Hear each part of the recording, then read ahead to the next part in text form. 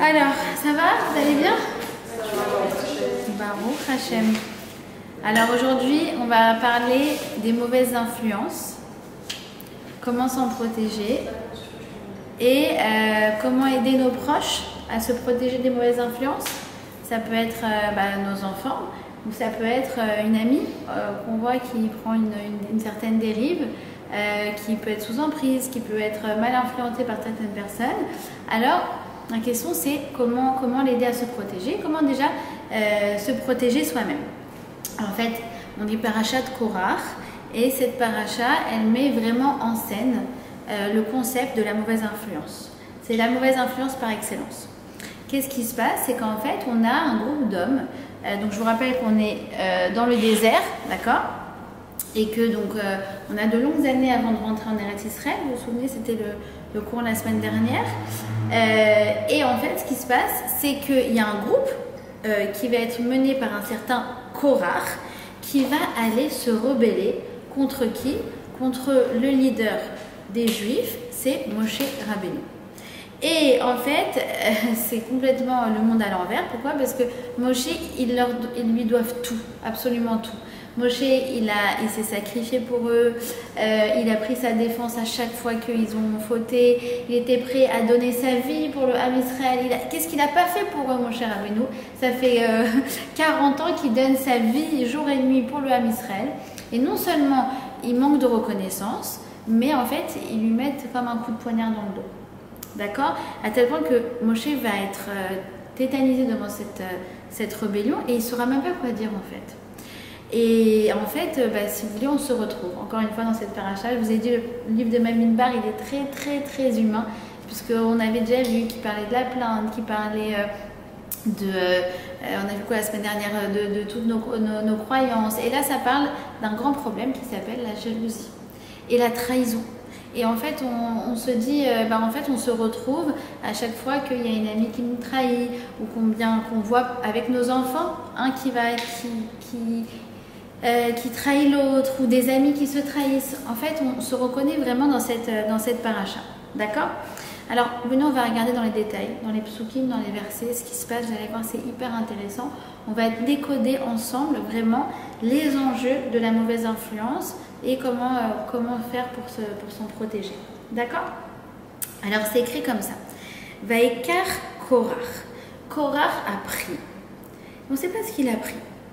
Ils continuent, donc après ils font toute la lignée de Korach, d'accord? Et qui sont ses acolytes? On a Datan, Aviram et On ben Pelet, donc c'était vraiment les trois les plus proches de Korach. En tout cas, il a pris, on ne sait pas ce qu'il a pris. Et ils se sont avancés vers Moshe avec 250 princes d'Israël, personnes notables. Ça veut dire, comprenez bien que là, il s'agit de grandes personnes, de personnes qui ont des niveaux spirituels très élevés, et qui pourtant ont été pris sous la coupe de Korach, qui ont été pris par sa mauvaise influence. Si ça leur est arrivé à eux, premier message de la paracha, c'est que ça peut tout à fait nous arriver à nous. D'accord? Et ils vont dire quoi? Ils vont dire à Moshe et à son frère Aaron, donc je vous rappelle que Moshe c'est le leader, que Aaron c'est le prêtre dans le Mishkan, d'accord? Donc c'est aussi une autre forme de leader, les deux sont vraiment les leaders du peuple juif, et ils viennent lui dire Rav Lachem. C'est quoi Rav Lachem? On en a marre de vous. Vous nous avez saoulés. Voilà, traduisez-le comme vous voulez. Ki kol aïda kulam kedoshim. Quoi? Vous croyez que vous êtes mieux que nous? Kulam kedoshim, on est tous kadosh. On va expliquer c'est quoi cette notion on est tous kadosh. En gros, c'est quoi l'objet de leur révolte? Il leur dit, mais pourquoi vous avez un rôle spécial? Pourquoi? Et puis en plus, c'est bizarre. Vous êtes deux frères. Il n'y aurait pas un peu de piston dans l'histoire? D'accord? Pour soupçonner Moshe de piston, il faut vraiment aller loin. Quoi. Vous avez compris, de pistonner quelqu'un. Et ensuite, ils leur disent, non, il doit y avoir de chef, on doit tous être égaux. Et puis, il ne doit pas y avoir non plus de privilèges. Pourquoi? Parce que Aaron, qui était dans le Mishkan, eh bien, on lui donnait, si vous voulez, des impôts en nature. Vu qu'il ne pouvait pas travailler, tous les Kohanim d'ailleurs, ne pouvaient pas travailler. Et donc, du coup, les gens apportaient les chalotes, ils apportaient des légumes, etc. Tous les prélèvements qu'on devait faire, si vous voulez, c'était un impôt en nature pour le Kohen Gadol. D'accord? Et pour les Kohanim. Et donc, c'est quoi ces privilèges-là? C'est quoi ces privilèges? Donc, on ne veut pas de vous. On ne veut pas de vous, on est tous kadosh et on n'a pas besoin de rabbanim. D'ailleurs, on n'a pas besoin de chef. D'accord? Et Moshe va garder son calme. Il ne va pas rentrer dans la marloquette, il ne va pas rentrer dans le conflit parce qu'il comprend que c'est un conflit qui est totalement stérile et qu'il n'a rien à gagner à rentrer dedans. Et donc, il va en fait prendre une mesure. Il va dire, voilà, on va s'en remettre au jugement divin. D'accord? Donc toi, Korach, demain, tu vas apporter une offrande. Et mon frère Aaron, il va apporter une offrande. Et Dieu va, en fait, si vous voulez, nous signaler lequel a raison. Il ne rentre pas du tout dans le conflit. Et finalement, ce test va être fait le lendemain. Et bon, le test va être sans appel, puisqu'en fait, là, il va y avoir un tremblement de terre du côté de Korach. Et ça va les engloutir, Korach et toute sa bande. D'accord? Maintenant, on va essayer de comprendre comment une personne, elle peut mal tourner. Korach, à la base, c'est le cousin de Moshe. Pour Korach, c'est quelqu'un de spirituel, c'est quelqu'un qui a vu comme tout le monde le Har Sinaï, c'est quelqu'un qui est intelligent, extrêmement intelligent.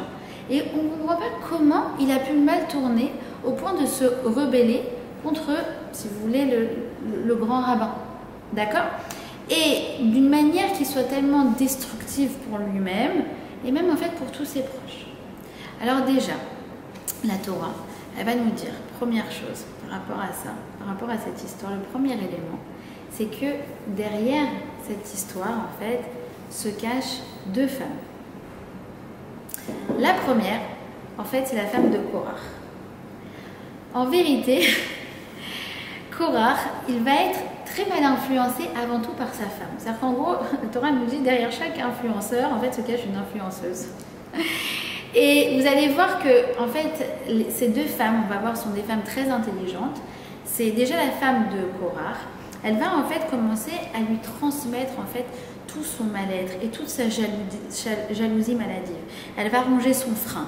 Mais quoi, comment ils ont des privilèges? Et quoi, comment lui t'a pris ta place? Et quoi, toi tu aurais dû être nommé à la place de l'autre? Et comment c'est possible? C'est toi qui aurais dû avoir la promotion. Mais c'est toi qui aurais dû avoir la grande maison. Mais c'est toi qui travailles comme un chien alors que c'est l'autre qui a la récompense. Elle le chauffe, elle le chauffe, elle le chauffe. On va rentrer plus en profondeur dans le personnage de la femme de Korach. Mais déjà, derrière ce comportement, en fait, se cache une femme qui ne fait que transmettre sa jalousie maladive sans aucun but constructif. Parce qu'en fait, finalement, ce qui va arriver, c'est vraiment la destruction.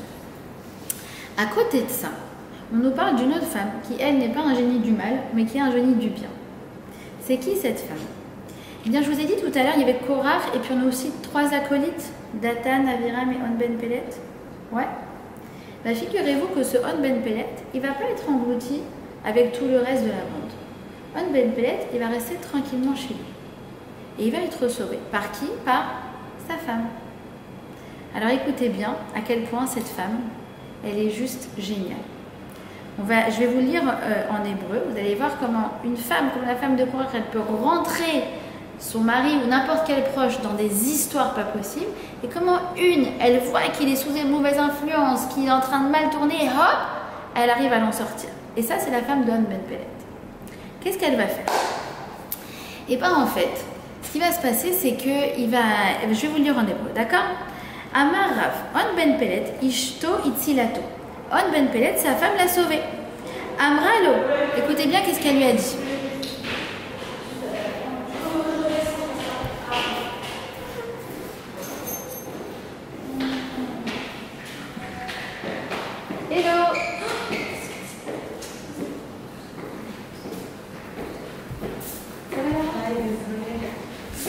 Alors, on est en train de parler de Korach et de sa bande.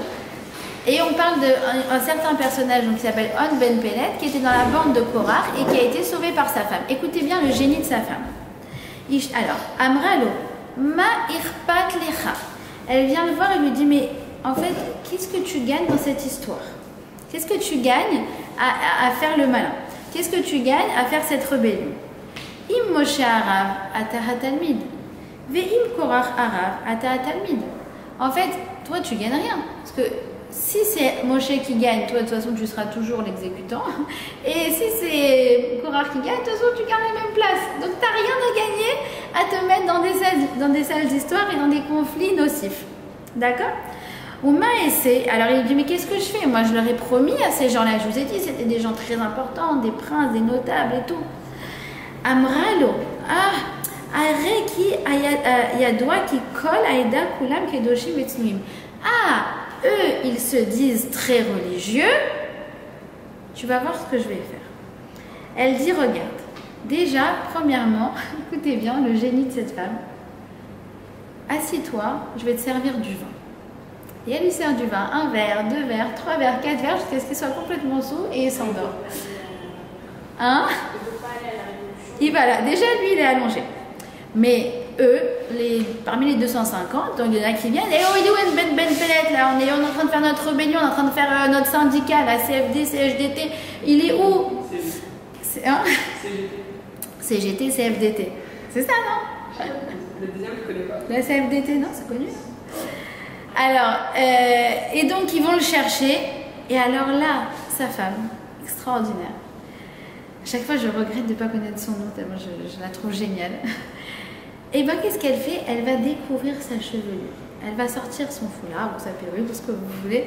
Elle va commencer à sortir ses vrais cheveux et à se mettre à l'entrée de la maison. Et là, eux, ils arrivent. Shalom, une femme qui monte ses cheveux. Mais nous, on est très, très, très, très religieux. On repart. Ils repartent et jamais ils viendront le chercher. Alors, venez, on analyse 2 minutes le comportement de cette femme extraordinaire. D'accord? Comment, en fait, on peut sortir quelqu'un de la mauvaise influence?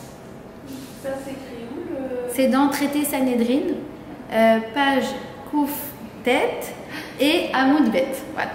Si tu veux, dans la Gemara. Si tu veux vérifier en rentrant. Non, mais si tu veux, je pourrais t'envoyer la page. Avec plaisir. Si tu veux regarder le texte. Alors, déjà, premièrement, regardez comme elle est intelligente et comment elle sait agir dans l'urgence.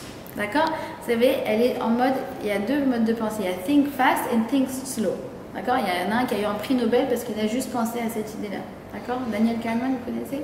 Il a écrit un livre, Think Fast, Think Slow, et c'est un prix Nobel. Bon, on a déjà la femme de One Ben Pellet. Think Fast, Think Slow, c'est vraiment elle. D'abord, elle réfléchit dans l'urgence. Qu'est-ce qu'elle fait? Vous remarquerez qu'elle ne rentre pas du tout dans des discours de morale. C'est pas bien ce que tu fais, il faut pas faire comme ça, non mais viens on réfléchit, non mais peut-être qu'il a raison, pas raison, pas du tout. Elle lui dit ma irpat lecha. Ça veut dire elle est là, elle dit mais qu'est-ce que tu gagnes en fait? Elle n'est pas du tout dans la morale ni dans les sermons, elle est dans un pragmatisme le plus total. Exactement comme nous quand on voit quelqu'un qui est sous la mauvaise influence. Ça sert à rien de le raisonner, ça sert à rien de lui faire des sermons, c'est pas bien ce que tu fais. Tu parles à quelqu'un qui est en train de tomber là, elle va pas entendre la personne. Tu sais quoi? Fais comme la femme d'On Ben Pellet, sers-lui un bon verre de vin. C'est-à-dire quoi, sers-lui un bon verre de vin? Propose-lui un plan détente, propose-lui un plan kiff. Tu vois une copine, tu sais qu'en ce moment elle est un peu sur la dérive, tu sens qu'elle est sous l'emprise d'une mauvaise personne, etc. Essaye de la rapprocher, allez viens on va prendre un verre toutes les deux, viens on se voit, viens, d'être présente mais dans le mode kiff. La première chose, c'est, je vous dis, d'être dans un lien qui soit un lien plaisant, qui soit dans un lien agréable. D'accord? Moi je vois par exemple avec ma fille, je me dis voilà, qu'est-ce que je fais si elle commence à s'habiller comme ceci, comme cela, des habits que je n'aurais pas envie qu'elle mette. Première chose, je lui dis viens chérie, on va faire du shopping. Plutôt que de dire c'est bien, c'est pas bien, ça sert à rien. Ça risque, je vais vous dire, de l'éloigner plus qu'autre chose. Mais si je lui dis, allez, viens, on se fait une après-midi kiff toutes les deux. Ah, là, je peux commencer en fait à recréer du lien. Parce qu'en fait, c'est ça ce que toute personne recherche, de l'attention, du lien et de l'amour. Moi, mais si elle dit, je vais acheter des mini-jupes quand tu fais le shopping. Alors justement, merci Myriam pour ta question. On m'a dit cette semaine, donc vous avez entendu parler du Rav Edelstein. Il aurait dit, je précise bien, il aurait dit, parce que je n'ai pas trouvé la vidéo, que dans un cas comme ça, alors on y va et on choisit ce qu'elle veut choisir. On n'est pas dans le jugement, tu mets pas ça, tu mets pas ceci, tu mets pas cela. Maintenant, dans quel contexte il a dit, pour quel genre de personne, je ne sais pas. C'est pour ça que j'ai pas réussi à récupérer cette vidéo. J'aurais voulu entendre les mots précis du Rav. D'accord? Mais dans un cas comme ça, de toute façon, propose-lui une expérience kiff sans aucun jugement. Sans aucun jugement. Une fois, je me rappelle, il y avait un rave qui racontait qu'il y avait une femme qui avait fait tchouva après son mariage. Et ça se passait très mal avec son mari. Et lui, il sentait qu'il avait plein de pression et tout et tout. Et lui, le rave, il a dit, ça suffit maintenant. Arrête d'être angoissante. Va te faire des plans dîner aux chandelles, partez à Eilat, je vous garde les enfants, faites des trucs. Kiff, cool. Recréer un lien qui soit plaisant, qui soit agréable. Tu vas pas protéger quelqu'un d'être dans une mauvaise influence en lui mettant du stress. Si elle lui avait dit non, n'y va pas, c'est pas bien, si tu y vas, je vais te faire comme ça, et des menaces, mais il serait parti, il aurait couru. Non, petit verre de vin, détente. D'accord? La deuxième chose hyper intéressante chez cette femme, c'est que vous remarquerez qu'en fait, elle fait en fonction de la personnalité de chacun. Ok, mon mari, il est en stress, il a la trouille, on va l'endormir. D'accord? Eux, ils se disent très religieux, ben c'est bon, je vais les éloigner en étant pas de sanois. Ça veut dire, en gros, elle écoute l'histoire et elle dit, ok, alors lui, c'est censé être sa force, mais comment ça peut être sa faiblesse? Il se dit très religieux, c'est pour ça que mon mari, il est très impressionné par lui. Mais s'il se dit très religieux, peut-être que je peux en tirer parti pour justement retourner sa force contre lui. C'est un vrai coup d'art martial qu'elle est en train de faire. D'accord? Et donc, du coup, en fait, c'est pareil. C'est qu'en fait, tu ne vas pas avoir la même stratégie, tu ne vas pas faire du copier-coller par rapport à quelqu'un qui prend une mauvaise directive. D'accord? Par exemple, une amie, tu sens que ça ne va pas du tout lui faire du bien d'aller à une soirée. Elle va sûrement revoir son ex, elle va sûrement replonger, et ça va être encore la cata et tu vas encore la ramasser à la petite cuillère. Tu peux pas qu'elle aille à cette soirée. D'accord? Alors, il y en a une, tu vas lui dire, écoute, je pense que franchement là-bas, tu vas t'ennuyer grave, de toute façon, il y aura de la mauvaise musique. L'autre, tu vas lui dire, laisse tomber, il n'y aura rien à manger. Je sais pas, n'importe quoi, mais qui fait que elle, ça va lui parler. D'accord? C'est-à-dire être vraiment dans l'écoute de, tiens, mais comment cette personne-là, je peux, elle, en fonction de ses goûts, de sa personnalité, de ce qu'elle recherche, l'éloigner de cette mauvaise chose. D'accord? C'est-à-dire, il n'y a pas une stratégie globale. Il y a vraiment, voilà, être à l'écoute de chaque personne, comprendre qu'est-ce qui l'attire là-bas et essayer de ressortir par rapport à ce qui lui ressemble. D'accord? Deuxième chose, comme je vous ai dit, elle est think fast, elle réagit dans l'urgence et en même temps, elle est think slow. Pourquoi? Parce que figurez-vous qu'après cette histoire, eh ben, On Ben Pellet, bon, bien qu'il a été sauvé, contrairement à tous ses amis, bah, vous imaginez bien qu'il n'osait plus sortir de chez lui. Il avait hyper honte, hyper honte par rapport à Moshe et Aaron. Vous vous rendez compte? Il était dans la bande qui se rebellait contre le grand rabbin. Ça la fout mal, non? Et donc il n'osait plus sortir de chez lui. Qu'est-ce qu'elle a fait? Réinsertion sociale. Elle a été voir Moshe.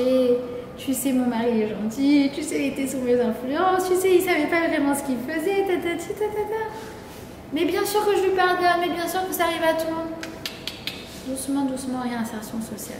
D'accord? Cette force de savoir être dans l'urgence et aussi être dans le long terme. Exactement comme une personne avec qui j'ai discuté cette semaine et qui m'a témoigné que elle s'est retrouvée en fait, à rattraper une personne qui allait faire l'irrattrapable, si vous voyez ce que je veux dire, qui allait mettre fin à ses jours. Et ma mâche rattrapée, quoi. Elle m'a dit, mais tu crois que je me suis arrêtée là? Elle m'a dit, 5 semaines, je ne l'ai pas lâchée jour et nuit. Jusqu'à ce que je sente qu'elle est plus vulnérable. D'accord? Je suis là pour l'urgence. Et après, c'est pas je m'en vais. C'est, attends, si elle est tombée bas là, c'est qu'elle est très vulnérable. Donc, je vais l'accompagner parce que je sens qu'elle a besoin de moi. D'accord? Donc, comme je vous ai dit, on a une qui ronge son frein, c'est la femme de Korah. Et il y en a une, vous remarquerez qu'elle est constructive. Elle est constructive, on la remarque par son pragmatisme. Elle sait très bien là où elle veut aller. Elle tire les ficelles comme elle veut. C'est une vraie, ce qu'on appelle en hébreu, Ezer Kenegdo. Vous savez c'est quoi la Ezer Kenegdo? C'est en fait une épouse, d'accord, qui est tout à fait capable d'aller dans le sens opposé, mais alors opposé à son conjoint, dès lors qu'elle voit qu'il n'est pas dans le bon sens. Dès lors qu'elle voit que les intérêts ne sont pas en jeu. Mais il n'y a pas le risque qu'il la déteste? Parce que si elle l'a droguée... Elle a drogué du vin. Ok, elle l'a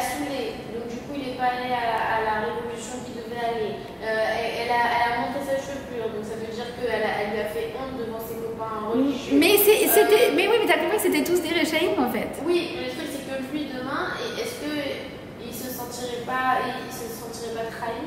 Trahi? Manipulé, trahi, comme si c'était un enfant. Parce que finalement, si elle a géré la situation comme elle voulait, quoi. Peut-être que lui c'était pas un enfant. Alors, en fait, c'est pas qu'elle a géré la situation comme elle le voulait, c'est qu'en fait, elle l'a géré en fonction de ses intérêts à lui. C'est ça la grande différence. D'accord? Il ne s'agit pas du tout d'une femme manipulatrice qui va aller dans son sens. Il s'agit de quelqu'un qui voit une personne qui est en état de danger, qui est dans un état vulnérable, qui est en état de détresse et qui arrive de manière extrêmement fine, en fait, à rattraper cette personne. D'accord? Et la dernière chose aussi, et peut-être ça va rejoindre aussi ta question, et ça va montrer l'authenticité de la personne, c'est que, en fait, il paraît que même On Ben Peled, même quand il était chez lui, le sol a commencé à trembler sous sa maison. Et à ce moment-là, en fait, elle a senti qu'il pouvait lui aussi être englouti du fait qu'il appartenait à cette rébellion, et elle s'est mise à prier pour lui. Et là aussi, tu vois, c'est quoi une personne qui a une mauvaise influence? C'est que parfois, on n'est pas à même de faire ce qu'elle fait la femme d'On Ben Peled. On n'a pas les moyens, on n'a pas forcément l'intelligence, ou alors peut-être que l'autre a coupé les ponts. Bref, il reste une dernière chose qu'on peut faire pour une personne qui est dans une mauvaise phase, c'est de prier pour elle. D'accord? Alors, quand on voit cette histoire de Korach, on se dit, mais qu'est-ce qui lui a pris tout d'un coup à ce Korach? Qu'est-ce qui s'est passé? Alors vous savez, ce genre d'histoire, vous comprenez bien que c'est jamais tout d'un coup. Il y a eu un glissement, et une chose en entraînant une autre, il y a quelque chose qui a fait que, en fait, il a laissé quelque chose pourrir en lui, et qu'il a compromis, et qu'il a en fait, il a fait faire tout ça. Alors, c'est quoi? Eh bien, on nous dit quoi? On nous dit que ce qu'il a mis en furie, c'est que en fait, il y a quelqu'un qui a été nommé comme chef de sa tribu. Sa tribu, c'est la tribu de Kehat, d'accord? Et normalement, selon la hiérarchie, puisqu'en fait c'est le troisième cousin après Moshe et Aaron, d'accord, dans toute cette tribu, mais c'est lui qui aurait dû être nommé. Sauf que quoi? Sauf que Moshe n'a pas nommé Korach, il a nommé le petit cousin. Ça l'a rendu fou. C'est là en fait qu'après il a trouvé tous ses prétextes pour faire sa rébellion. Mais dans le fond, c'est quelqu'un qui était absolument rongé, mais alors rongé par la jalousie. D'accord? Alors, c'est quoi cette idée qu'il a pris? Je vous ai dit tout à l'heure, il a pris. On ne sait pas ce qu'il a pris. Alors, Rachid nous dit, tu sais ce qu'il a pris? Il a pris la mouche. Il est devenu fou de rage de la nomination de son cousin. Pourquoi? Parce que c'était sa place. C'est lui qui aurait dû. On lui a pris sa place, on lui a piqué son rôle, on lui a pris sa promotion, on lui a pris la place dans la coloc, on lui a pris son ex, on lui a pris son copain, C'est ça qui le rend fou, on lui a pris sa place. Il explique Rav Moshe Shapira que c'est la racine de toutes les mauvaises disputes. Vous vous rappelez qu'on a déjà fait un cours sur les disputes, sur les conflits.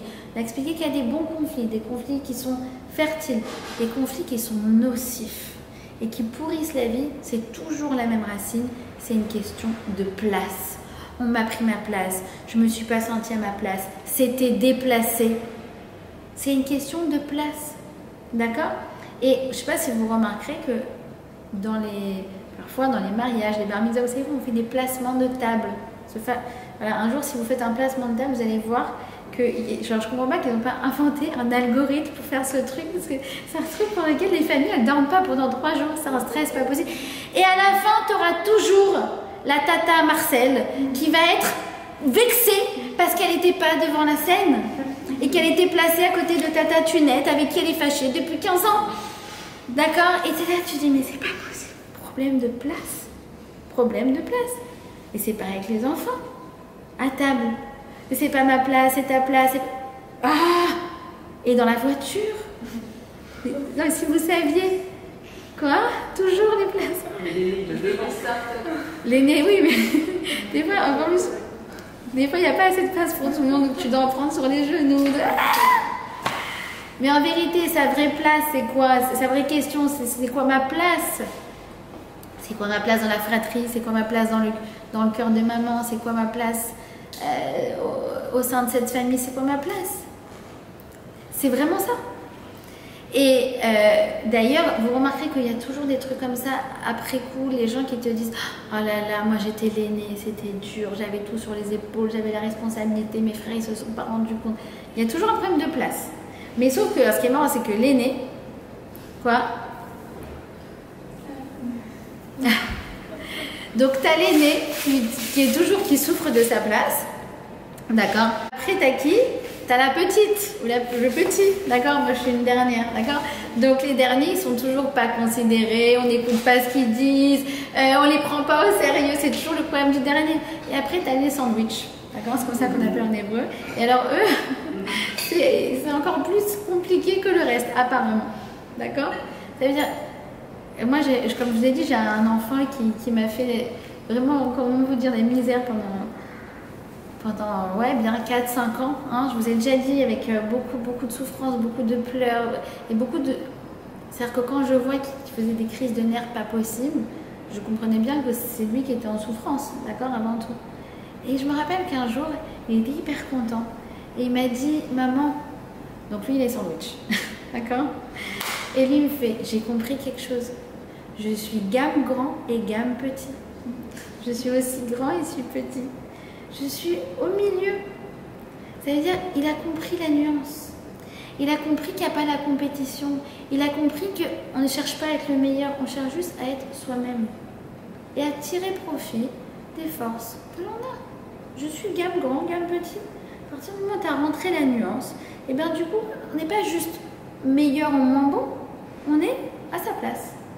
Parce qu'on a conscience de nos différences. D'accord? C'est pour ça que vous remarquez que Korach, c'est les mêmes lettres que Rachok. Rachok, ça veut dire loin. Parce que Korach, en fait, il était loin de lui-même. Il n'était pas à sa place. Il était loin de sa mission, de son rôle. C'est pour ça qu'il regardait toujours pourquoi lui l'a eu, pourquoi elle ne l'a pas eu. C'est parce qu'en fait, c'est des gens qui sont loin d'eux-mêmes. D'accord? Je vous ai déjà dit que les gens qui ont des problèmes conflictuels, n'oubliez pas ça, sont des gens qui ont des problèmes existentiels. C'est les premiers à faire des conflits.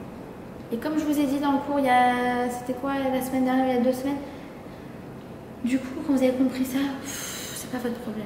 Mais comment tu fais quand ils exagèrent? Quand ils sont nocifs, Oui, soit tu peux prendre tes distances, soit si tu peux pas, appelle-moi. D'accord, c'est des gens hyper susceptibles, c'est des gens qui sont jaloux, c'est des gens qui sont en mode Maggie Ali, j'ai le droit à... pourquoi elle et pas moi, pourquoi ça et pas, pourquoi pas moi. Très très difficile. D'accord, ça c'est Korach. Korach il connaît pas sa place, il connaît pas sa spécificité. C'est pour ça qu'il est loin de lui-même et c'est pour ça qu'il jalouse tout le monde. Ok? Alors à partir de là, le Maharal nous explique un grand principe. Il nous dit regarde, tu veux être une bonne personne, tu veux être une bonne amie, tu veux être toi-même une bonne influence. D'accord? Tu veux être quelqu'un de bien, qui va te tirer toi-même vers le haut, qui va tirer les autres vers le haut. Alors regardez qu'est-ce qu'il nous dit. Il nous dit en fait, il va nous donner un conseil. Quelqu'un qui va être à même d'être un bon ami, c'est quelqu'un qui connaît très bien ses forces et ses faiblesses. Et ça, c'est ce qu'on va expliquer maintenant. C'est quoi qui connaît ses forces? D'accord? Bon, on a toutes des forces différentes. D'accord? Moi, j'ai des amies, elles se font copines avec toute la Terre en 5 minutes. Vous savez ou pas? Genre... tu pars dans une ambiance avec elle et 5 minutes après, la fille est super populaire, d'accord? Ou bien par exemple, tu as les têtes, d'accord, qui a fait son doctorat, son postdoc, son machin. Tu as celles qui sont super fortes en créativité, celles qui savent très très bien recevoir chez elles. Tu as toutes sortes de points forts, d'accord? Maintenant, quand chacune, elle a conscience de son point fort, de ses points forts à elle, elle va pas se comparer aux points forts des autres. Oh là là, moi j'aimerais bien être comme elle et apprendre à être plus sociale, à être plus comme ceci, à être plus comme ça. Tu peux pas tout être dans la vie. On peut pas plaire à tout le monde. Cultive déjà tes points forts. Apprends à te connaître toi-même. Et ça va t'éviter, écoutez bien, beaucoup de susceptibilité. Je m'explique. J'ai une amie avec qui j'ai eu une discussion il y a quelques semaines. Elle me disait en fait que ses amis, elle l'appelle plus pour les plans fêtes. D'accord? Maintenant, je comprends que cette fille-là, elle est devenue en fait avec le temps, avec les années, plus religieuse que son groupe d'amis. Et donc, du coup, bah, les grosses stuff, elle n'est plus invitée. Alors, je lui dis, mais en fait, d'accord, elle t'invite plus à son anniversaire avec 150 personnes et tout, mais t'irais? Elle fait, mais non, pas du tout. Je fais, bah, donc t'as compris. Par contre, je suis sûre que si elle a besoin d'un conseil, un truc par rapport à la Torah, je suis sûre qu'elle va t'appeler. Bah ouais. Bah donc en fait, tu vas arrêter de te vexer. Tu sais c'est quoi ton point fort. D'accord? Tu sais que tu as la copine avec qui tu vas faire du shopping et tu sais que tu as la copine avec qui tu vas aller des cours de Torah. On peut mélanger aussi. Hein. D'accord? Mais ce que je veux te dire, c'est que du coup, tu vas plus prendre personnellement le fait que bah, tu n'es pas convié dans certaines ambiances ou qu'on t'appelle pas pour ça. D'accord? Pourquoi elle ne m'a pas dit ça? Bah, parce que tu sais garder un secret. Pas vraiment. Bon, bah d'accord, du coup, c'est pour ça que les gens ne te confient pas leur vie intime. Tu comprends bien. C'est pas grave. Vous voyez ce que je veux dire? De connaître ses forces, en fait, ça permet d'être beaucoup plus sûr de soi. Vous voyez ce que je veux dire? Vous suivez ou pas? Oui? Donc, ça, c'est la première chose, de connaître ses forces. Il dit le Maharal, à partir du moment où tu connais ça, tu vas voir que effectivement, on va solliciter pour certaines choses et pour d'autres, tu vas rester à l'écart. En fait, tu vas très bien comprendre pourquoi et tu vas avoir la connaissance de toi. D'accord? Et du coup, tu ne seras pas dans la susceptibilité. Maintenant, évidemment que si y a une question qui se pose, tu ne comprends pas pourquoi on t'a pas invité, etc. On a vu, c'était le cours d'il y a un mois, d'accord? Au Riyar Toriar, tu poses la question. Comment ça se fait que vous avez fait un plan toutes les filles et j'étais pas au rendez-vous? D'accord? Il n'y a pas de problème. Mais quand tu comprends que, d'accord, toi, tu es bien avec toi-même, je te promets que ça va, en fait, neutraliser énormément de conflits. D'accord? Maintenant, ça, c'est connaître ses forces. Connaître ses faiblesses, c'est quoi? Il faut connaître ses points faibles. Alors là, il nous parle en fait du personnage de Korach en lui-même. Korach, comme je vous ai dit, ce qu'il a rongé, c'est sa jalousie. Et en vérité, il faut savoir qu'on a tous et toutes un talon d'Achille, d'accord, qui risque de nous faire dériver dans certaines situations. Des choses où quand tu appuies dessus, attention, ça risque de pirater ton système, de compromettre ton intelligence et de faire que ton comportement, il ne va pas être à la hauteur. Alors, chez certaines personnes, ça peut être, par exemple, des choses qui sont liées à l'argent. Ah, dès qu'on touche à l'argent, cette personne-là, du coup, elle n'est plus très fiable. D'accord? Ou alors, ça peut être la recherche du kavod. Par exemple, quelqu'un, elle sait qu'elle a besoin de plaire tout le temps. D'accord? Ou ça peut être, vous comprenez qu'on n'est pas parfaite. D'accord? On a ses points faibles et du coup, dans certaines situations, ça risque de nous tirer vers le bas. Exactement comme le corbeau et le renard. Ouais? Si, comment il s'appelle, le corbeau, il connaissait son talon d'Achille, que quand on le flatte, bah du coup, il risque de perdre son fromage, je vous assure qu'il aurait beaucoup plus tenu dans son bec. Oui, vous comprenez ce que je veux dire ou pas? Je vous sens très endormie ce soir. Ouais, vous y suivez? Donc, c'est exactement comme si toi, tu sais c'est quoi tes faiblesses. D'accord? Tu sais ton talon d'Achille, ce qu'on appelle en hébreu, on appelle ça des néguiotes. Les néguiotes, c'est ça. C'est des points où, en fait, quand je suis dans cette situation, je sais que je risque de ne pas réagir forcément au top de moi-même. Et bien, en fait, il faut connaître ses points faibles. Parce que c'est comme si, en fait, je m'apprête à prendre une route et je sais là où ça ne va pas être éclairé. Donc là, bah, je sais que je dois mettre les phares. Et donc après, je peux avancer tout droit. Pas pour dire c'est bien, c'est pas bien. Encore une fois, soyons pragmatiques. D'accord? Je me rappelle, une fois, Rav Yakovson, il a dit il faut surtout pas. Des fois, on t'appelle tzaddik. D'accord? Ça, c'est très dans le milieu frère. Il dit tzaddik, viens m'aider. Je dis mais c'est juste une petite manipulation docile. D'accord? Dis avec plaisir, je veux bien t'aider, mais pas parce que tu m'appelles tzaddik, tu m'appelles tzaddika. D'accord? Ou alors le voisin qui descend qui te dit hein, vous êtes une bonne voisine. Oui, mais du coup, vous allez signer là. Attends, les choses n'ont rien à voir. Merci beaucoup, c'est gentil. Mais souvenez-vous, le corbeau et le renard. D'accord? Ça peut être la flatterie, ça peut être l'argent, ça peut être le fait de devoir se mettre en avant, ça peut être la jalousie, ça peut être la gourmandise, ça peut être mille et une choses. Je sais que, attention, ça peut me perdre. Connaître ses points forts et ses faiblesses. D'accord? Alors, maintenant, comme je vous l'ai dit, comment il est arrivé, la femme de Korach, ça va nous aider à approfondir cette idée de faiblesse. D'accord? Écoutez bien. C'est juste comment dire, un passage pour expliquer après, peut-être expliquer d'où viennent nos faiblesses. D'accord? Je m'explique.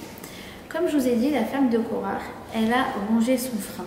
D'accord? Ça veut dire, à l'extérieur, c'était un grand rabbin, c'était quelqu'un de très propre, très bien sous tout rapport, etc. Hop, il ferme la porte de chez lui. Ah, t'as bossé aujourd'hui, t'as pas rapporté beaucoup d'argent, alors que lui, il a un meilleur salaire, alors qu'ils ont déménagé dans un 250 mètres carrés. Alors, la femme de Aaron, elle n'a pas besoin de faire ses courses parce qu'on lui apporte, comme je vous ai dit, la dîme, les chalotes.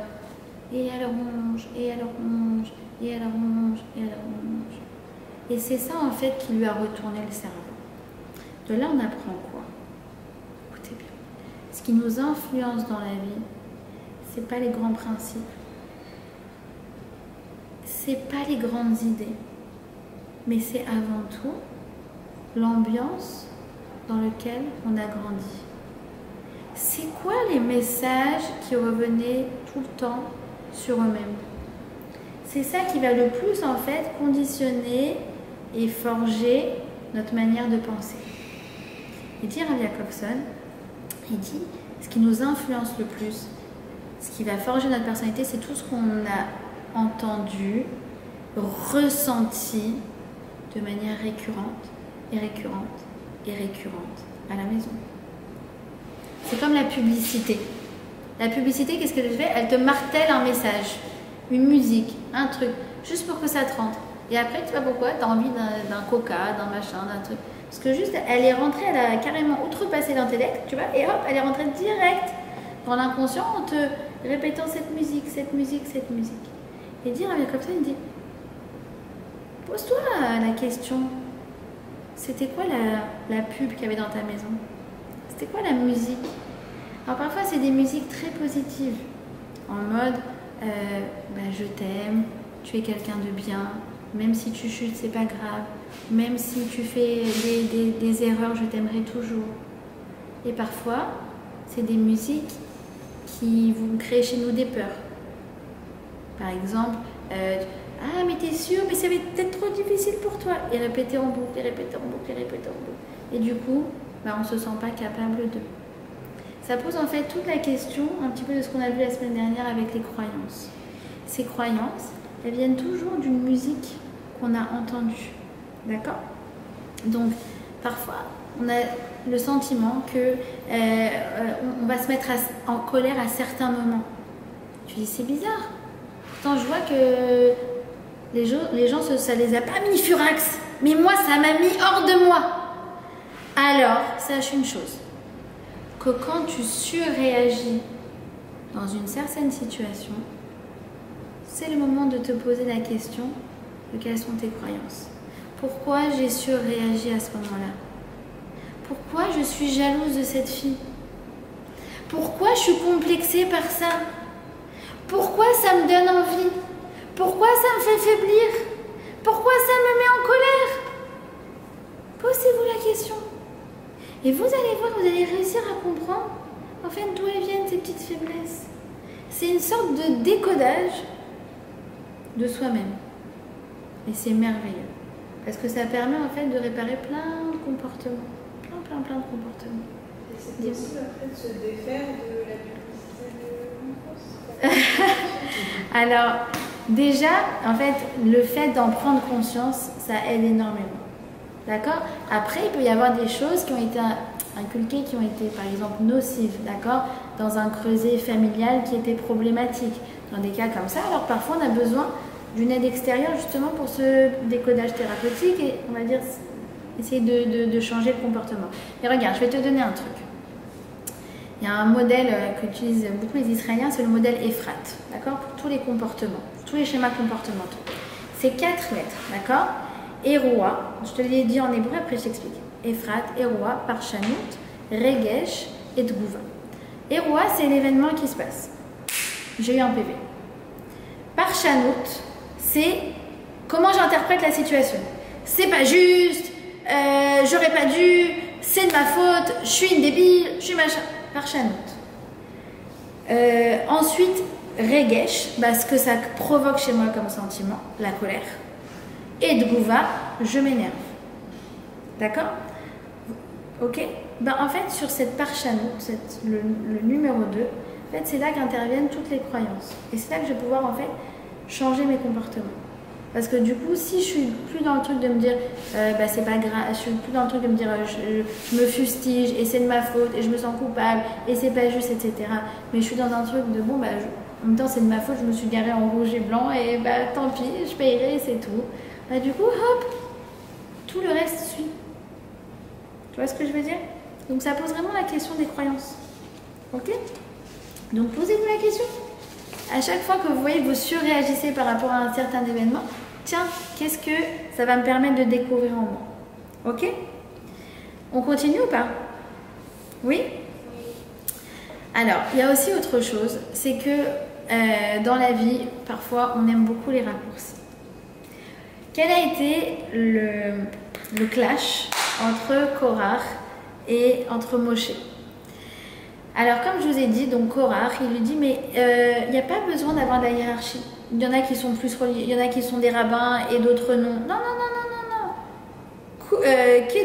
Kulam Kedoshim, on est tous saints. D'accord? C'est un discours, vous remarquerez, très populiste, très démagogue. Et c'est comme ça qu'il a réussi, en fait, à lever ces 250 personnes. Oui, en faisant quoi, hein? Il y a un peu de vrai. Alors, je vais t'expliquer. On va expliquer. Qu'est-ce qu'il a fait? Quand il a dit, mais on est tous saints, il a tout simplement il a flatté leur ego. D'accord? Faites très attention, parce qu'il y a beaucoup de méthodes de coaching et de raccourcis qui flattent l'ego. Beaucoup. Alors, qu'est-ce qui répond Moshe à ça? Écoutez bien la différence. Lui, il dit, Kulam Kedoshim, on est tous saints, arrête de nous prendre la tête, on est tous au top, on est tous des tzadikim. Il répond à ça, Moshe, Kedoshim Tiyu, vous serez saints. C'est quoi la différence? Regardez la subtilité des messages entre la Torah et entre des raccourcis qui flattent notre ego mais qui ne nous tirent pas forcément vers le haut. D'abord, il flatte, c'est Korach. Moshe, Kedoshim Tiyu, c'est oui, vous allez être saints, mais pour ça, il faut passer par la Torah, passer par la mitzvot, passer par le travail sur soi. Oh, mais tu nous as saoulés, Moshe! Ouais, mais Moshe, il nous responsabilise. Moshe, il nous dit, allez au boulot. Il n'y a pas le choix. Il n'y a pas de raccourci dans la vie. D'accord? Ensuite, Korach, il parle au présent. Kulam Kedoshim, oh, on est tous des tzadikim. Comme s'ils avaient déjà atteint leur but. Ah non, Moshe, il parle au futur. Il faut s'efforcer d'aller vers le bon niveau. D'accord? C'est-à-dire pour Korach, ça y est, la sainteté, elle est tombée depuis leur Sinaï. On est tous des tzadikim. Et pour Moshe, il te dit, ah non, la Kedusha, il est tombé en potentiel. Tu es une tzadika en potentiel. Mais chaque jour, tu dois développer ta potentialité. Chaque jour, tu dois essayer d'aller encore plus vers le haut. Parce que justement, tu as des potentialités extraordinaires qui sont encore cachées. Donc Moshe, justement, il veut qu'on développe le meilleur de nous-mêmes. D'accord? Comme il dit Rabbi Nachman, il dit si aujourd'hui tu t'efforces pas d'être meilleur qu'hier, alors à quoi ça sert aujourd'hui? Et comme il dit Rav Kook, imaginez-vous Rav Kook, d'accord? Il y a quasiment un siècle, il disait quoi? Il disait méfiez-vous des raccourcis. Méfiez-vous des gens qui font des raccourcis. Alors aujourd'hui, avec les phrases à 2 balles Instagram, de je te mets un statut, t'es le meilleur, t'es trucs. Alors, c'est sûr que des fois, on a besoin d'entendre ça quand on est down. Mais on ne peut pas reposer notre vie entière sur ça. Ça veut dire qu'en fait, c'est quoi le motto d'une personne? Le motto d'une personne, c'est quoi? C'est bienveillance et exigence. Bienveillance, c'est quoi? Si je suis tombée, c'est pas grave, je me relève et j'apprends pour la prochaine fois. Et c'est pas mon erreur qui me définit. Et c'est quoi exigence? Exigence, c'est de savoir que j'ai à l'intérieur de moi beaucoup de potentialités encore non exploitées et qui sont extraordinaires. Et je dois avancer encore pour me tirer vers le haut. Toujours plus haut. D'accord? C'est un travail. Parce qu'il n'y a pas de raccourci dans la vie. Korach, c'est le raccourci. Mais c'est un raccourci qui mène à une impasse. Et Moshe, c'est un travail plus laborieux. Mais c'est un travail en fait qui nous responsabilise et qui fait qu'en fait on développe toute notre potentialité et qu'on est mieux avec nous-mêmes. D'accord ? Donc voilà. La dernière chose, c'est quoi? C'est que en fait vous remarquerez que cette paracha-là, donc elle nous parle donc de la jalousie. D'accord? Elle nous parle de la jalousie et en fait on va boucler avec les deux autres dernières parachas. Je m'explique. On nous dit qu'il y a 3 choses qui risquent de nous vraiment faire perdre notre vie, de nous faire perdre la boule. C'est quoi? C'est Akina, Atahava et Akavod. D'accord? Alors l'Akina, c'est la jalousie, c'est la paracha de cette semaine. La Tahava, c'est les envies, la gourmandise, le fait de vouloir toujours plus. C'est la paracha d'il y a 2 semaines, avec la manne. Et la paracha de la semaine dernière, c'est quoi? On a dit qu'est-ce qui les a perdus?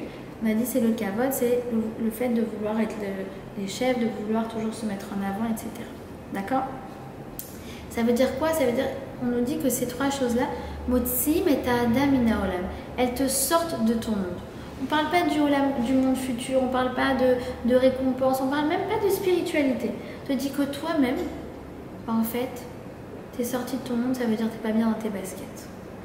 En fait, le propre de la personne qui est jalouse, c'est que en fait, sa vie est une souffrance. Elle est constamment en train de se demander pourquoi elle et pas moi. D'ailleurs, vous remarquerez, il y a marqué que quand ils ont été engloutis dans la terre, ils ont été engloutis dans une partie du Gehinam qui s'appelle le Sheol. Sheol, c'est la même lettre que She'ela, c'est les mêmes lettres. Parce qu'en fait, quand tu es en train de te poser tout le temps la question pourquoi elle et pas moi, et pourquoi elle a réussi à faire ça et pas moi, et pourquoi lui il a plus que moi, mais ta vie est un enfer. Moi, je le vois avec les enfants. Ceux qui sont le plus... Mais pourquoi elle en a eu plus?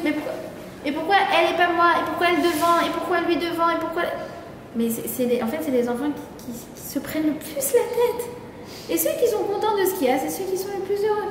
Donc, on le voit à l'échelle des enfants, mais on a très bien conscience à l'échelle de nous-mêmes. D'accord? D'ailleurs, Sheol, Shoel, c'est aussi la même racine que Shaoul. Shaoul, c'était un roi qui était tellement jaloux de David qu'en fait, il a esquinté sa vie à vouloir poursuivre David et en fait, lui-même, il s'est tiré une balle dans lui. C'est le propre du jaloux. D'accord? Donc, la première chose contre la jalousie, on a dit en fait, c'est de connaître sa place. De savoir c'est quoi mes points forts, c'est quoi mes points faibles, qu'est-ce qui me caractérise, qu'est-ce qui me définit, qu'est-ce qui fait que moi je suis quelqu'un de spécial. Et du coup, je ne vais pas aller marcher sur les plates-bandes de l'autre. Et je ne vais pas me vexer pour un oui ou pour un non. D'accord? Deuxièmement, regarde ce que tu perds. Quand tu es jaloux, en fait, quand tu es jalouse, c'est toi-même la première personne qui souffre. Et d'ailleurs, d'être jaloux de ce que quelqu'un d'autre a ne fera jamais que tu obtiendras cette chose-là. Donc non seulement c'est inefficace, mais c'est absolument contre-productif pour toi et toi-même. Et la troisième chose, la troisième arme contre la jalousie, parce que bien sûr que ça nous arrive à toutes d'avoir des moments où on se dit pourquoi elle n'est pas moi. Évidemment. C'est quoi la troisième arme? C'est la larme ultime. C'est la Emouna. Comme elle me disait une amie hier, elle m'a dit on a été à la cueillette avec les enfants. Et bon, à la cueillette, vous savez comment c'est? Tu prends ce que tu trouves. On sort et pourquoi eux ils ont eu un grand panier et nous il y en a un petit? Et là, 2 secondes, sans la carte Emouna. Alors déjà, je comprends l'enfant. Vous vous rappelez? Ok, j'accueille le sentiment. Ok, t'es frustré, certes. Mais qui c'est qui t'a donné les cerises? Qui c'est qui a fait que les cerises elles sont poussées? Qui c'est qui a fait qu'on est arrivé jusque-là? Qui c'est qui a fait que t'as eu ces cerises-là? C'est qui? Hachem, d'accord. Et qui c'est qui a fait qu'ils ont eu plus? Ou voilà, tant? C'est qui? C'est lui. C'est le boss. Il sait très bien ce qu'il fait. C'est la carte ultime, c'est la Emouna. Personne n'a pris quelque chose qui me reviendrait. Si c'est chez elle, c'est que ça ne devait pas être chez moi. Personne n'a pris quelque chose qui me reviendrait. Que ça soit bien clair.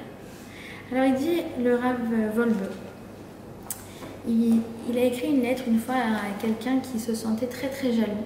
Il se sentait jaloux, c'est un Talmid Chacham, un Baro, qui était très très jaloux des autres, et lui il réussit mieux, et lui il comprend mieux, et lui il est plus populaire, et lui il a plus de trucs, et lui il se sent mieux dans ses baskets, et lui.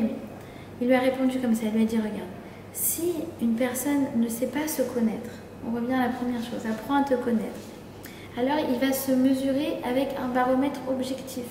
C'est quoi?